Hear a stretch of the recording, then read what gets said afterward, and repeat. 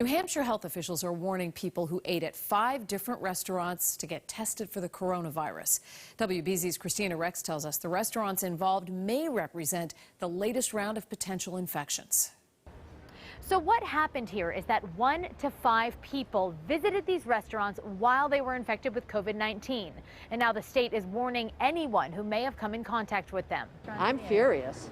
I'm furious to see this right now. That was one Portsmouth resident's reaction when she walked by the Goat restaurant after it was included in a list of restaurants where people were potentially exposed to COVID-19. Restaurant managers tell WBZ they're following all COVID safety protocols. I think they should be shut down and their workers should be quarantined, all of them, for at least 2 weeks. This is never going away as long as we keep seeing this. I want to live. The state health department released the following list: Daniel Street Tavern and the Goat in Portsmouth, the Draft and the Barley House restaurant in Concord, and Bantam Grill in Peterborough, all places visited by at least one person with COVID-19 while they were infectious. It's upsetting. New Hampshire is not mandating these restaurants close, just warning people who have eaten there recently that they could have been exposed.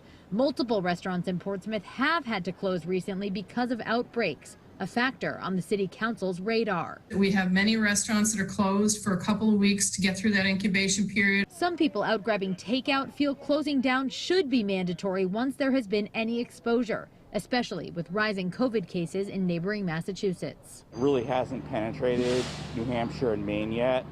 You don't want to have an outbreak, and the best thing I think would be to err on this, really with an abundance of caution. And for now, the state is just telling anyone who ate at one of these 5 restaurants anytime last week to monitor their symptoms and get tested if you feel sick.